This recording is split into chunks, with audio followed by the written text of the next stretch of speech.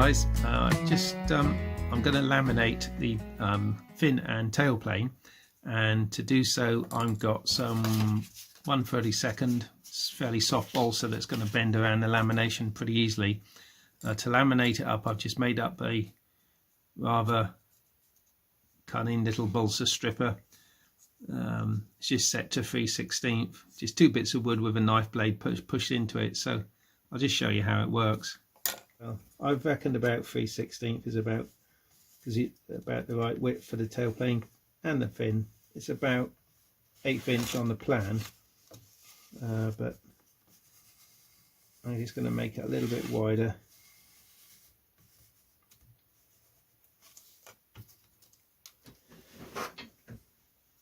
Right, it's 2 ways of doing this, well 3 ways. On my previous laminations, I laminated on the outside of the former that I cut out. This is just your paper-backed polystyrene artboard. But if you're going to do it on the outside of the area, then you have to do it. You have to cut the template correspondingly smaller. But I just thought I would try it this way round. That's where I actually, instead of laying it around the outside of the template, I'm going to try laying it around the inside of the template.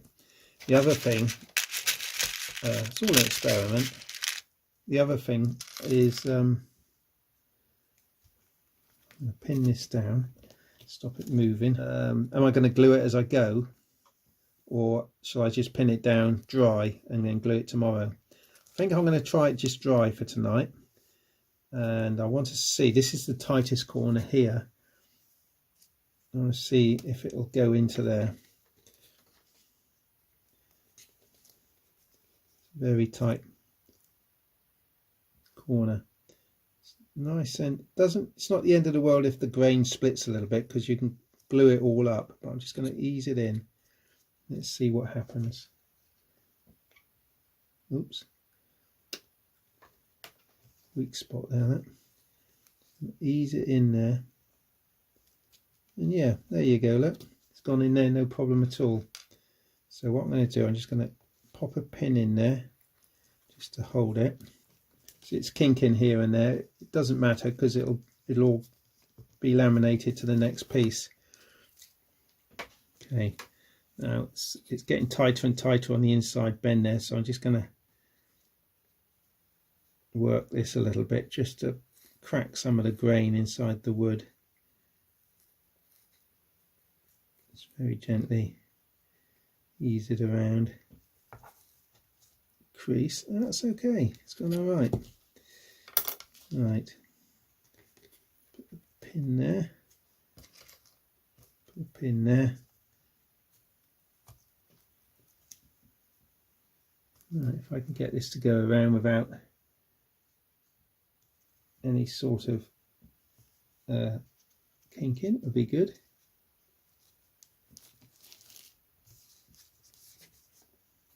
The 2 pen marks where this pin is, I'm going to put it just on the outside. That pen mark there is the end of the end of the leading edge. The framework's going to be built up from that mark, so I know that anything after that mark is all right to sort of pin against or whatever. Don't need to worry about anything outside of that pin mark. All I did was to photocopy the fin and then pin prick through onto the foam the shape and cut it out just freehand with a knife. It is crying out for laminations on this tip because it's so nice. Such a nice shape. If you remember, I laminated the tip for the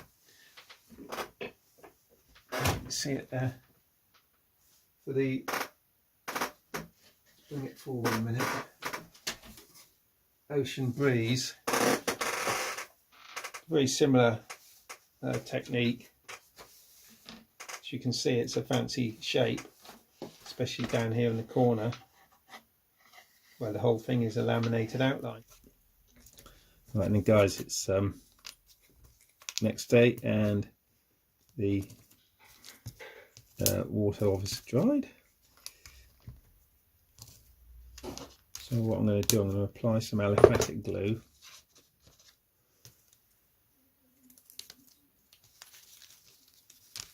pop it in, get it on there while it's still reasonably moist. I think doing it this way actually is better than doing it on the outside, because when it tries to expand, can't pull away, it can only expand back onto itself. So maybe it's a better method.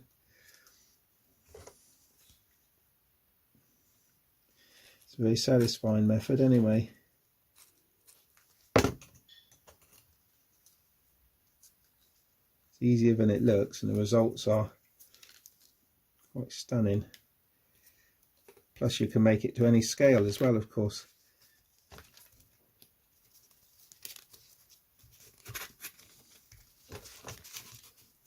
Poly sticks are very useful, aren't they? Okay, there we are. So we'll let that dry, and then I'll use it, pin it over the plan, and we'll build the inner structure inside it.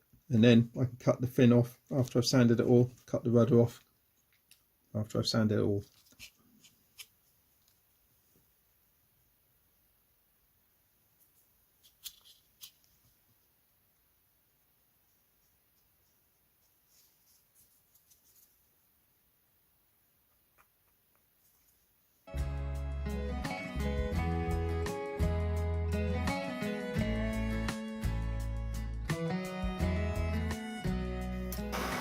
Right, the time has come to remove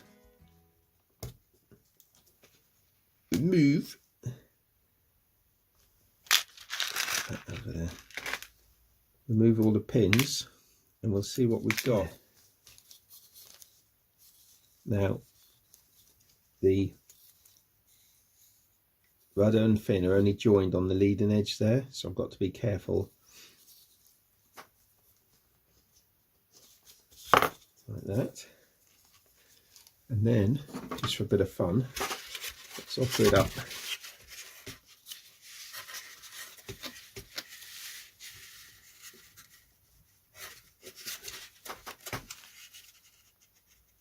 Like that. Leaves 3/16 slot for the tail plane. Should be in there like that. Beautiful. Here's the nose, by the way. I glued on the engine bearers C2. Bottom piece of wood, big chunky oil wool lump, needs to be sanded down. I also took out, dremeled out a big hole in the front there. Again, lets lots of hot air out through the top of the cockpit, so that's rather good. So I've got to dress this up with the nose block, the top hatch to make, the side cheeks to fit. Okay guys, we've got, I've just cut out the tail plane, and I'm going to fix the 1/32 to go around it. Now this is all I've got for the minute. Got a few little short bits there as well. Okay, just dumped it in the warm water for a minute. So let's see what we've got, see if it will conform to the outline. Now, I'm going to be frugal with it because I don't know how far it's going to stretch. Be far by the look of it. Ideally, I'm looking for 3 layers at least,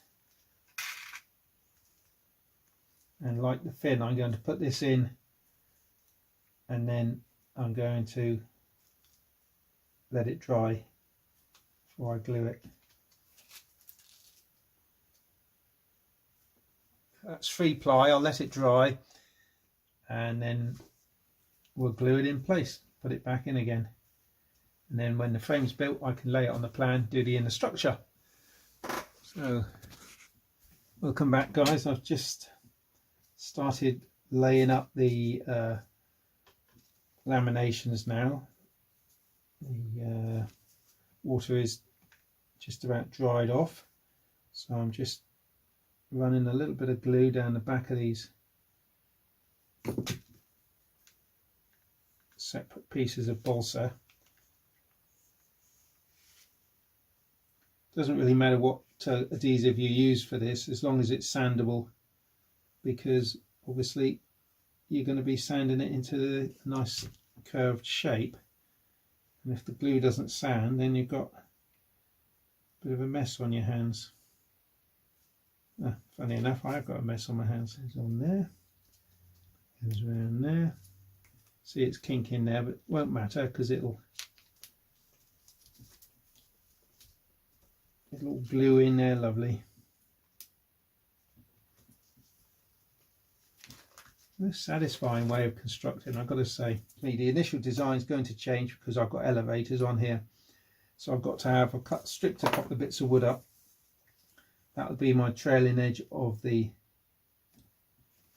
tailplane, and then I've got a similar piece for the leading edge of the elevators. Elevator halves are going to be joined with a small piece of wire.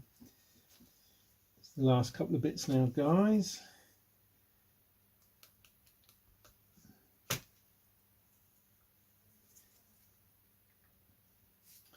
Pre-glued the end grain and it's good to go in there.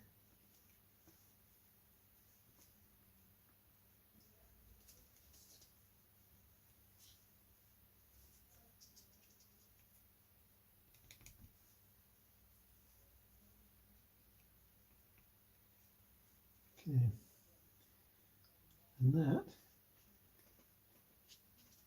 just about completes that. In the meanwhile, I've had the top hatch glue in. Top hatch made. Let's offer it up first. The fuselage.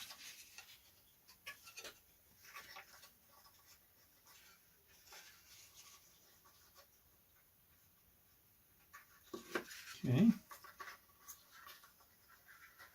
It's going to be held on my magnets, of course. Hey guys, I'm just planking the front hatch.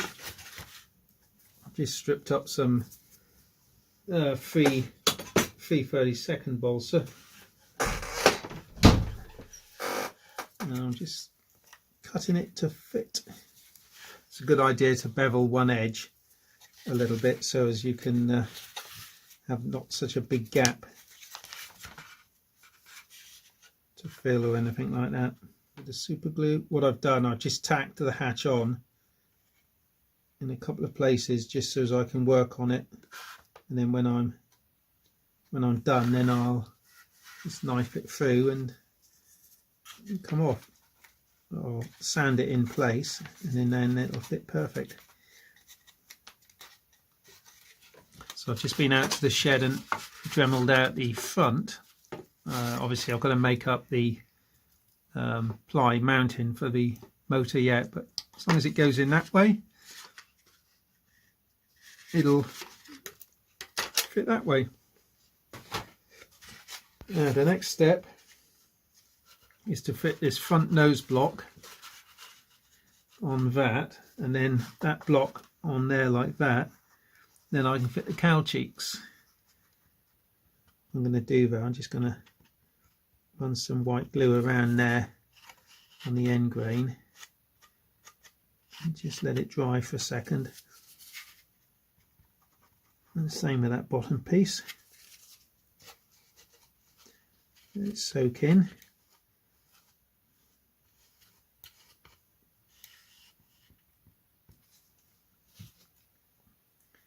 Place it just about there.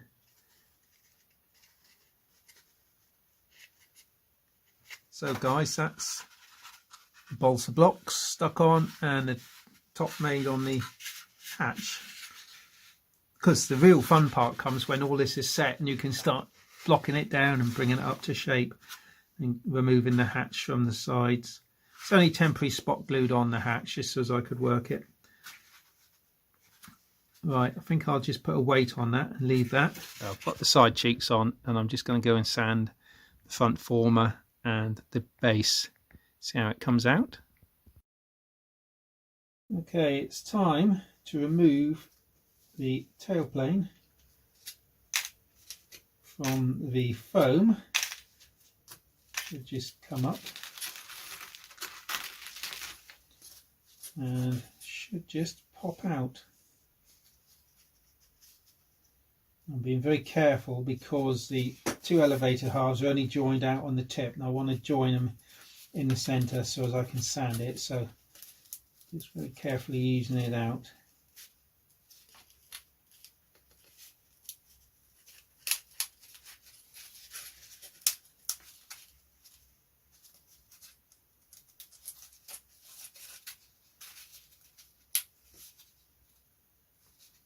Stuck to the foam in places.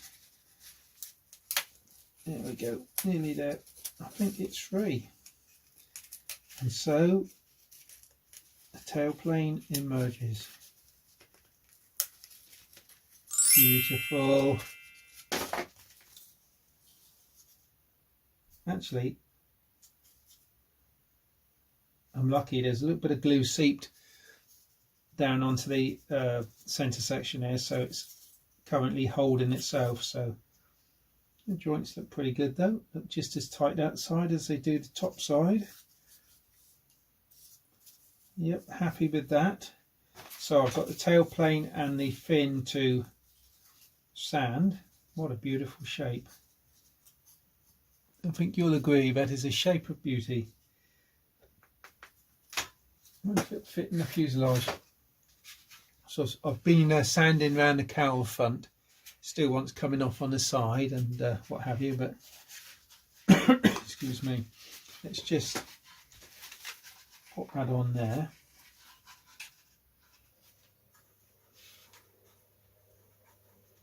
If I can pop a pin in there.